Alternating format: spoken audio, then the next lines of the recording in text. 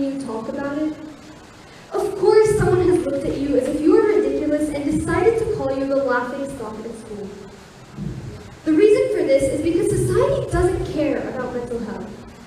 They have certain standards that not everybody can achieve. Like they say, be happy, or try smiling more. But how can I make myself happy if I'm so worried about what others think? 40% of young adults and teenagers are suffering from mental health disorders. If 40% of the world are having issues with their mindset, then there would be about 16 people right here, right now, going through the exact same problems.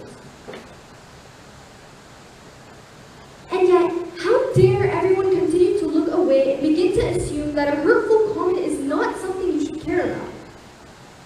But instead, it's like an ear-piercing bomb that shattered a heart into little pieces. They think it is okay to make these judgments about your every action while you're trying to hold all of the pain in and trying not to take things seriously. This is the moment where your brain is damaged. This is where you constantly begin to overthink, did they actually mean that? You feel like you're holding back a few tears in the corner of your room, but you're actually holding back a tsunami of emotion.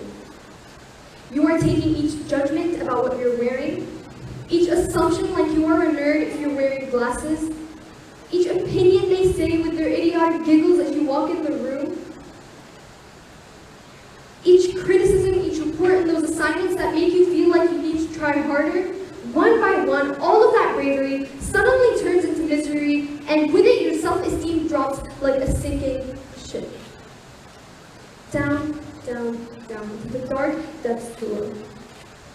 In fact, the thing that everybody despises the most is being smart. Can you believe that? They'll begin to call you teacher's pet, nerd, brainiac, and any other fascinating name you could think of. Nevertheless, the only thing solvable in your life is studying. It's the only way to escape reality and accomplish your dreams, but the envy of your peers crushes your happiness. If you get bad grades, you're considered cool. But if you get good grades, you're viewed as a lame, nerdy person.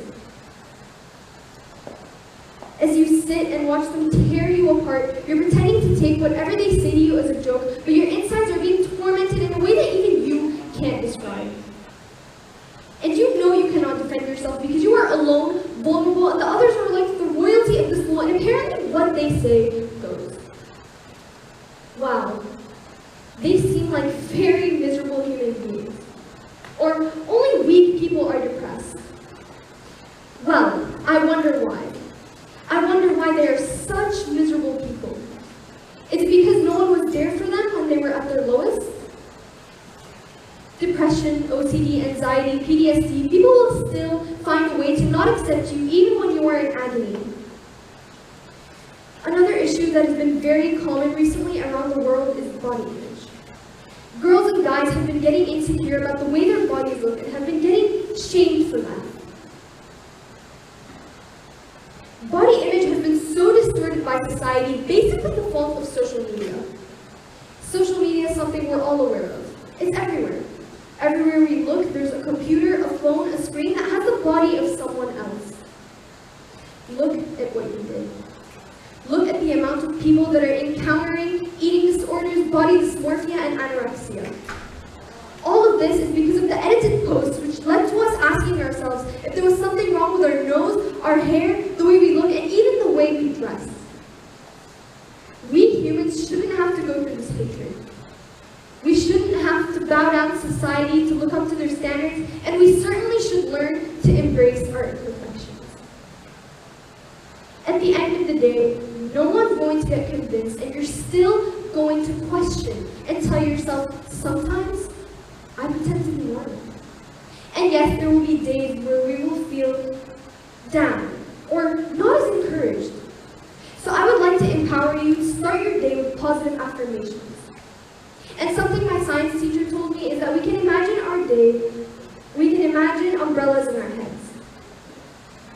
One panel would be something you do on a daily basis, like exercising. And another panel would be something like eating healthy.